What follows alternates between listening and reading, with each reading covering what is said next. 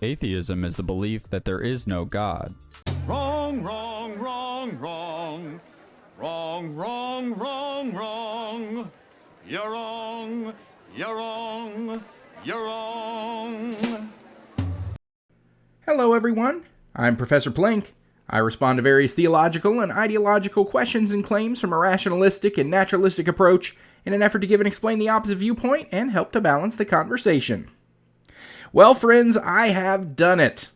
I found the absolute most batshit crazy, stupidest, most willfully ignorant anti-atheist video on the entirety of YouTube. And that is really saying something, I know. But anyone who traffics in these theistic, philosophical circles of the interwebs knows by now that when it comes to theists talking about atheists, they strawman the absolute bejesus out of us. Most have so rarely interacted with non-believers that they don't even have the faintest idea what it is that atheists actually are or claim to be, let alone what we do or don't believe and why. And so, what you normally get from theists trying to talk about atheists is a lot of frequently debunked and corrected nonsense that they heard their pastors or other apologists say about atheists. And then they adopted it into their own talking points without even taking a second to consider whether it was true to begin with or not. And then the really annoying thing is, whenever they are corrected on their ignorance of non-believers, they ignore it completely to the point where it can only be due to willful dishonesty. And we saw that in the opening seconds of this video. Did you catch it? Here, look at it again. Atheism is the belief that there is no God. The guy put the definition right there on the screen while he was saying the definition wrong. He said that it was a belief that there is no God, while right there on the screen, it clearly says disbelief or lack of a belief in the existence of a God or gods. Disbelief is not a belief. Lack of belief is not a belief. But even with the refutation staring him right in the face in his own video, he still spits out rhetorical horse manure while looking right through the proof that he's wrong. Because he doesn't care about what atheists actually are, or what we believe or don't believe. He has his preconceived notions, and by his God, he's going to stick to them. And that's what will be happening throughout the rest of this video. It's a relatively short collection of the greatest hits of theistic strawmanning of atheists, all collected in one place. So play along with me and try to count all of the bullshit that he gets wrong as we go through this fustercluck. But before we get to that, if you end up liking what you see in this video and would like to help out the channel, make sure to subscribe and click the bell so you'll always be notified when new content comes out. Check out my social media, including my Patreon and Twitter, all linked in the description. And of course, like this video, pop in a comment. All that goes a long way towards pleasing the YouTube algorithm, that brazenly belligerent binary beauty beating back biblical bullies and bestowing its blessings on base non-believers. May it keep my channel motoring along. Now on to today's video. Atheists tend to be very confident that their worldview is the most scientifically provable. However, it doesn't take a rocket scientist to see that this simply isn't true. First, consider the fact that one of an atheist's most foundational beliefs is based on a scientific impossibility. That is, that the entire universe as we know it came from nothing on its own. How many times do we have to teach you this lesson, old man? Ahem. The Big Bang was not the explosion of the universe out of nothing. It is the expansion of the current presentation of our universe from an initial state of high density and temperature. Now, that wasn't the first thing he said in that little 20 seconds that was wrong. There was actually a lot wrong in there. For starters, atheism is not a worldview. So atheists can't possibly think that their worldview is the most scientifically provable. You don't prove the non-existence of a definitionally unfalsifiable being. And then, to go on and talk about the Big Bang Theory, well, that has nothing to do with atheism. Nor does one need to be an atheist to accept it. Which is especially strange that you claim otherwise, given that the Big Bang was first postulated by a Catholic priest. But yeah, the old straw man that atheists think the universe came from nothing, when that's not even close to what Big Bang cosmology postulates. Instead, it says that there was a hot, dense state, a primordial singularity, where all energy that would become the universe was immensely compacted. That state was unstable, and so it collapsed into a rapid expansion. That expansion allowed for the energy to cool and create the conditions at which it converted into matter. And that's how the current presentation of our universe began. You need not be an atheist to accept this. Most Christians accept Big Bang cosmology, they just think God started it. Nor do you have to accept Big Bang cosmology if you are an atheist. There's plenty who don't. Atheists pride themselves on believing solely in things that can be observably provable. That would be materialists, or naturalists, who themselves are generally atheists, but there are atheists who are not materialists or naturalists. This misunderstanding is kind of like saying mammals hop around with their young in a pouch that grows on their abdomen. No, that's kangaroos. Well, kangaroos are mammals, so it's all the same thing, so I'm just going to say that all mammals do that. Well, okay, if you want to be stupid and wrong. Yet physics has never once confirmed an instance of something spontaneously arising from nothing. If someone were to leave an empty garage unattended for an indefinite period of time, no matter how much time passed, a car would never form on its own. And if some yahoo stepped into that garage and said, "Let there be cars," cars would not spontaneously appear from the words alone. If you're going to say that something can't come from nothing, which atheist naturalists would agree with you on, then your God belief has to be thrown right out the window. In your attempt to burn down the atheist straw man that you built, you're burning your own theology in effigy, and you don't even realize it. This sounds so obvious that it's laughable, yet atheists believe that the entire universe spontaneously formed on its own. Fat, drunk, and stupid is no way to go through life, son. Along these same lines, one has to consider the theory of biogenesis. According to biogenesis, life can only come from pre-existing life. Life cannot come from non-living material. But not only do atheists believe that something came from nothing when the universe was born, but that at some point in time, life would have had to have come from non-life. Biogenesis does not deal with origin of life, but only with how life now, today, as we understand in modern contexts, propagates. But even biologists who utilize the idea of biogenesis understand its limitations. Limitations that you conveniently left out of your video. The biogenesis law states unequivocally that life creates life, and life can only come from pre-existing life or other living things, and not from non-life. This is closely linked to the theory of evolution. However, it does not explicitly address the question of the origin of life or how life began. Rather, it focuses on the continuation and propagation of life once it has emerged. The very primitive life on Earth was not as structurally complex as modern life is. Thus, the contemporary context of abiogenesis could explain how such transitions from prebiotic world characterized by non-living molecules and chemical reactions to a biotic world where living organisms of increasingly complex molecules abound could have occurred billions of years ago.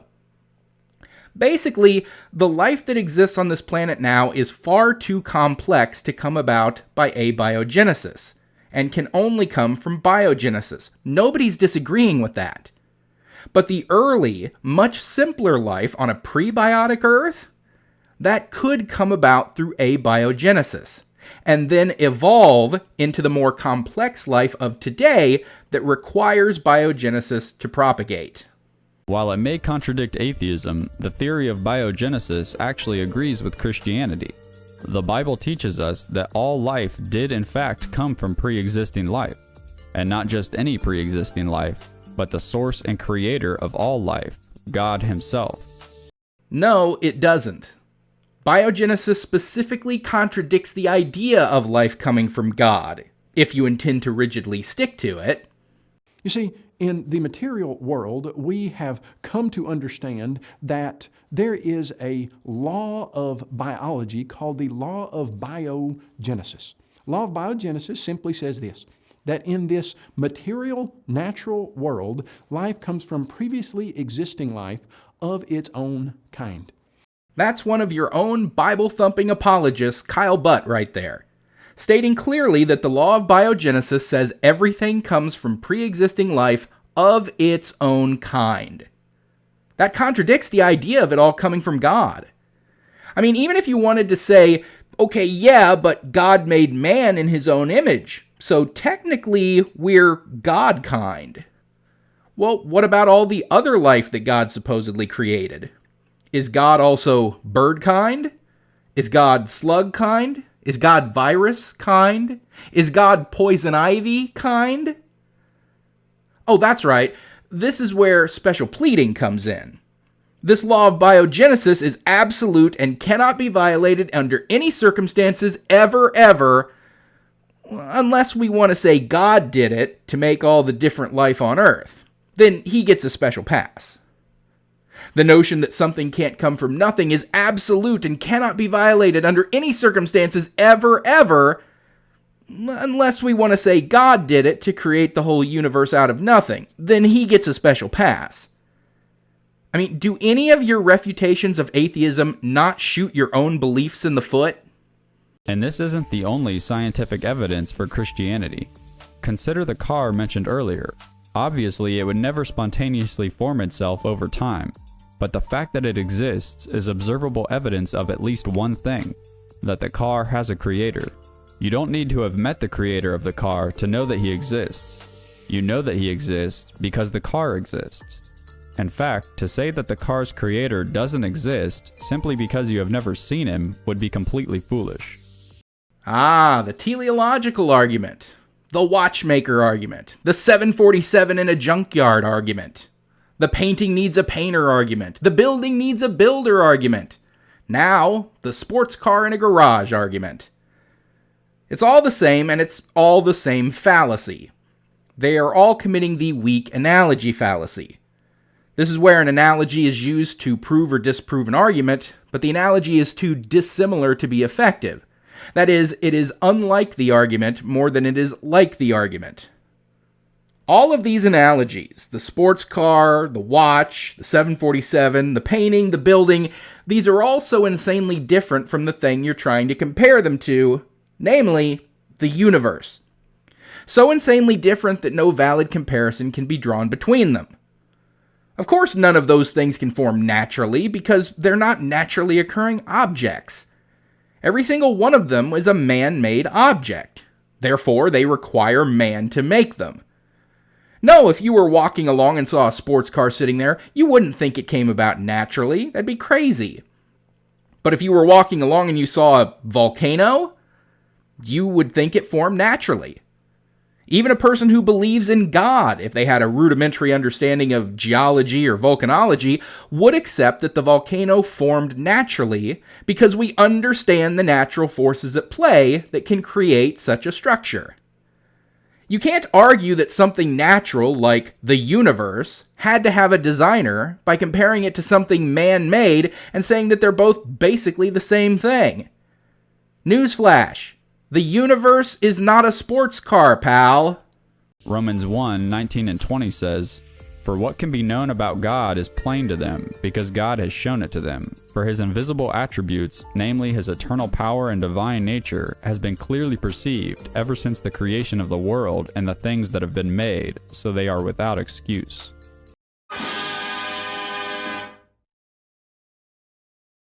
Having said all this, as much as a Christian and an atheist could debate science, and as useful and beneficial as science can be, science itself isn't enough to provide full definitive proof of the origins of the universe. This is simply because none of us were there to observe and test whether or not there was a Big Bang or a big God who created everything. This is a very common misconception and misunderstanding of the scientific method that scientific illiterates who hide behind theology constantly fall afoul of. And to be clear, I'm not saying that all theists are scientific illiterates. There are plenty of believers who fully understand and engage in rigorous scientific exploration and are as smart as they come. But when willfully ignorant theists like this attempt to talk science, this is something they frequently get wrong. The idea that if you cannot directly observe an event as it's happening, then it cannot be a part of science. I mean, after all, isn't the core of the scientific method scientific observation, measurement, and experiment? How can you possibly observe, measure, or experiment on something that happened supposedly billions of years ago before any humans were around to do so, huh? Huh? Science does not require direct observation of an event to test it via the scientific method. One can observe, measure, and experiment on the after effects of an event in order to deduce what occurred. Or do you think forensic science isn't real, actual science? Sorry, you can't scientifically tell us who committed the murder since you weren't there to see it. Yo, looks like we found semen and fecal matter in the victim's ear canal.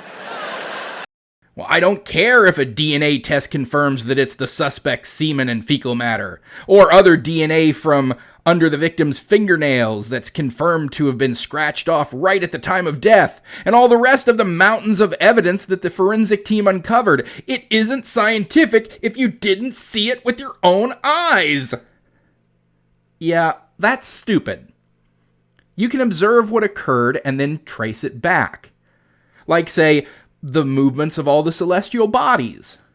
Everything in the universe is moving away from everything else in the universe. And tracing everything's trajectory backwards indicates that everything in the universe used to be much closer together. Trace it back far enough, and everything originated from the same starting point. That's one way that we can observe the after effects of the Big Bang.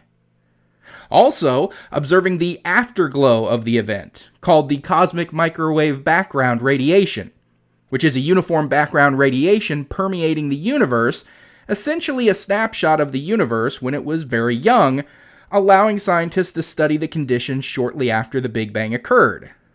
This is the most significant piece of evidence supporting the Big Bang theory. These are just two examples of using what is currently observable after effects of the Big Bang in order to scientifically study it, through the scientific method. So ultimately, both beliefs have to rely on faith. However, Christianity is not a blind faith. The Bible itself, especially the Gospels and Epistles, is written eyewitness testimony to actual historical events. The Bible is not eyewitness accounts of actual historical events. None of the New Testament was even written during Jesus' supposed lifetime, nor any of it written by the people the books are named after. You mentioned specifically the Gospels and the Epistles. Well, the 4 Gospels were written over a period of almost a century after Jesus' death. Mark was written around 70 CE.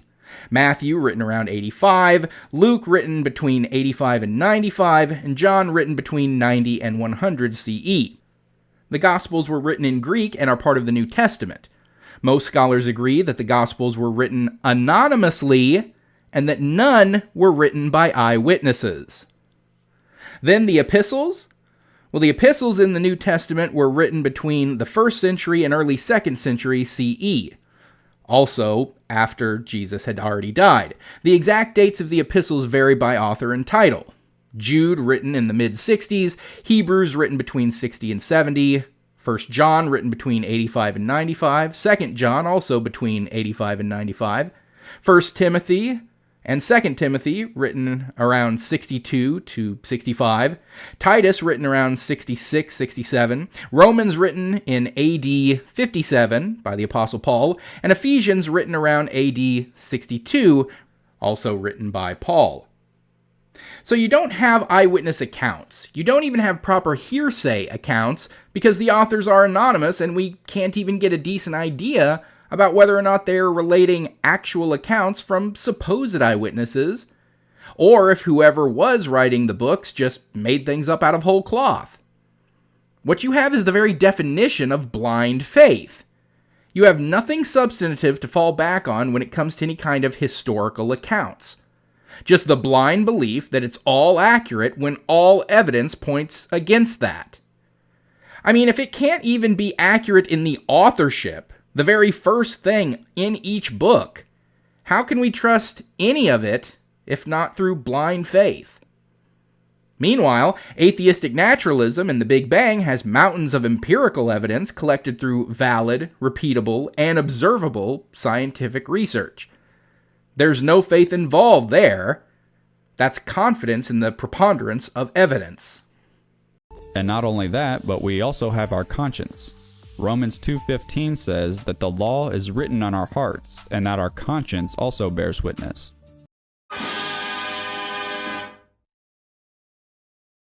Is it really a coincidence that our conscience happens to be based on the law of God, the Ten Commandments? We instinctively know that it's wrong to lie, steal, murder, and the rest. Atheism cannot account for that. It's not. Our conscience is an evolutionary adaptation that was developed to foster more effective collaboration and form a more cohesive and stable social framework that allows humans, a comparatively physically weak and unhardy animal, to thrive and become the most dominant life form on the planet. And our conscience certainly isn't based on the Ten Commandments. Hell, the first 4 are nonsense that no non-religious person gives the first flying fart about. Thou shalt have no other gods before me. Thou shalt not make unto thee any graven images. Thou shalt not take the name of the Lord thy God in vain, and remember the Sabbath and keep it holy. You realize that only members of Abrahamic religions even give a moment's thought to any of those, and only because they've been taught to do so in church. Hindus have tons of gods, and they make graven images of them all the time, and don't keep any Sabbath holy, and yada yada. Buddhists don't necessarily hold to any god, but they'll make graven images of the Buddha all day long. And of course, there are the rising rates of religious nuns who certainly don't give a good goddamn about those first 4 things. Let's see, what else we got? Then honor thy father and mother. Well, not so much when it's a deadbeat dad or neglectful or abusive parents, so that one's contextual. Thou shalt not kill. You know, I'm surprised Christians haven't attempted to retcon that one, given their penchant for guns and war and killing them all and letting God sort them out. Adultery? I don't know. Would the priest consider CSA on altar boys adultery? I mean, maybe not, right? They aren't actually cheating on any wives when they do it, now are they? Not stealing and lying are common aspects of the aforementioned evolutionary adaptation in order to maintain a cohesive societal framework. It's present in practically every religion and philosophy, so it's not something unique to the Ten Commandments or Christianity. And then the not coveting thing is pretty much ignored by everyone, Christians included. If you see something you like, you desire it, you want it. Technically, you covet it. It's automatic. It's not something we can even control. This commandment just aims to make people feel guilty for their autonomic processes. But yeah, more than half of these are nonsense that practically no one outside of the church takes seriously. And they certainly aren't what our consciences are built around, unless you've been indoctrinated into them since birth. Ultimately, though, a lack of evidence is not at the heart of why an atheist, or anyone, rejects the existence of God. Right before Romans 1 tells us that what can be known about God is plain to us by observing creation, verse 18 says, "For the wrath of God is revealed from heaven against all ungodliness and unrighteousness of men, who by their unrighteousness suppress the truth." Boy, I'm getting my mileage out of this meme today, aren't I? This is ultimately why the atheist rejects the existence of God. Because we love our sin, we don't want a holy and just God to exist. We would rather just enjoy our sin and convince ourselves that there is no God to hold us accountable, so we suppress the truth. And then we get to the old theistic chestnut, you just want to sin. We atheists just want to steal and kill and engage in violence and fraud, even though the vast majority of people convicted of such crimes, and therefore making up the prison population, are people who subscribe to a religious faith, as well as the countries with the highest rates of violent crime also tending to be among the most religious countries in the world. Conversely, the happiest, healthiest, wealthiest, safest, and most free countries in the world also happen to be the most secular. But the very idea here is nonsensical. What, we just pretend to not believe in God, that way we can run around doing whatever sin we like? As if being a Christian has ever stopped anyone from engaging in all manner of supposed sin? Here, want to play a game that'll make you weep for humanity? Just type "pastor arrested" into Google. I don't care when you do this. Guaranteed there will be multiple stories from within the past 24 hours of egregious CSA. But hey, they can just ask forgiveness from the man upstairs and it's all good, right? Look, if I wanted to engage in terrible acts, I would have remained a Christian, particularly a Catholic like I was. That way, I could just go to confession, lay it all out there, say a few Our Fathers and a couple of Hail Marys, and I'd be all good to go. You've got no moralizing leg to stand on trying to talk about just wanting to sin. But it is completely foolish to reject the existence of God. The fool says in his heart, "There is no God." They are corrupt. They do abominable deeds. There is none who does good.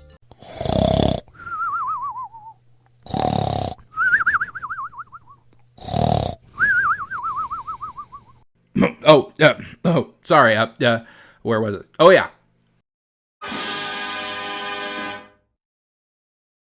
Rejecting the existence of God is not going to end well for anyone. God is perfectly just, and therefore he will not let any sin go unpunished. But God is also full of love, and he has shown us his love by sending his one and only Son, Jesus, who is fully God and fully man. And Jesus lived the perfect, righteous, and sinless life that we all fail to. Then he voluntarily took the punishment we deserve for our sin and died on the cross in our place. None of that makes any sense. God is perfectly just, but he's going to allow everyone's punishment to fall onto someone else? Like, you know that isn't just, right?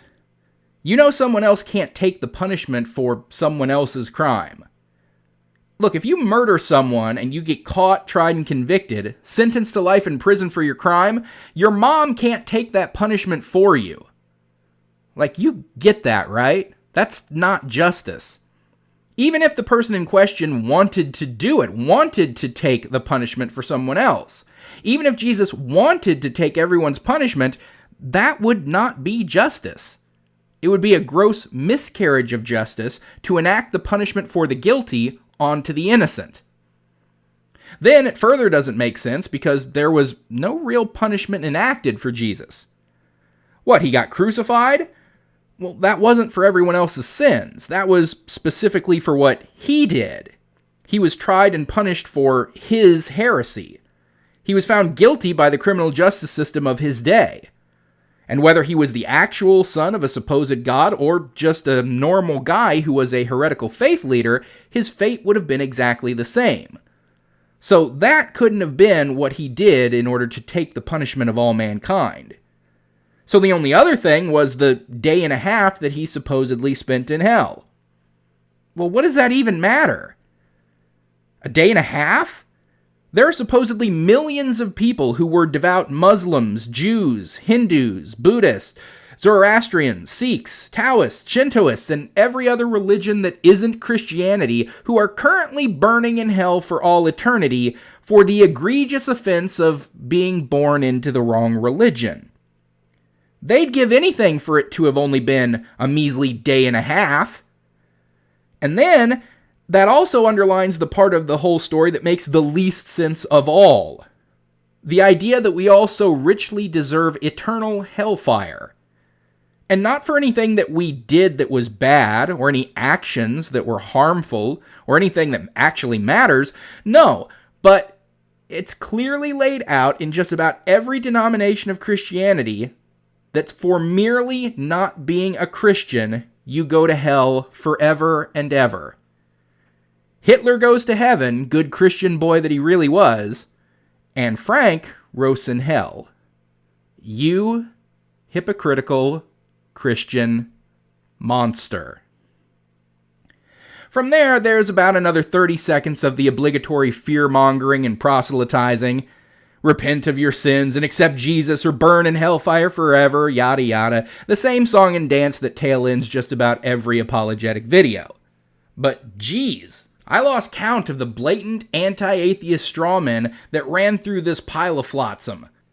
Started off misdefining atheism as a belief, misattributing naturalism to atheism, getting the Big Bang wrong, getting the scientific method wrong, the watchmaker argument reframed as a sports car. All atheists actually believe in God, you all just want to sin. Morality comes from the 10 Commandments, which actually made me laugh out loud when I first heard it. The Bible is valid evidence for Jesus, meanwhile science has no proof for Big Bang cosmology. And ended off with a little fire and brimstone and, hey, Jesus rose from the dead, and that proves he was who he said he was. And where's my proof for that? It's the Bible, of course. What do you mean, prove the Bible is a valid source? It says that it's a valid source on practically every page. But yeah, in the end, just every one of the most common tropes of dipshittery that Christian evangelicals consistently vomit up, all blended together into one smoothie of stupidity. And so that is where we'll end things for today. So thanks for watching, everyone. Don't forget to like this video, comment, and subscribe so you'll always be notified when a new video comes out. Check me out on Twitter and Patreon if you'd like to support my work directly. My Teespring if you want some Plinky merchandise, all that linked below in the description. Special shout out to my most recent super thankers here on YouTube, Nightwing4, Salvi Mike, Hervey Dago, and big time thanks to Autumnal Fling for your amazing generosity. Until next time, I'm Professor Plink reminding you to keep striving for greater understanding. It's the best way to get wherever you want to go.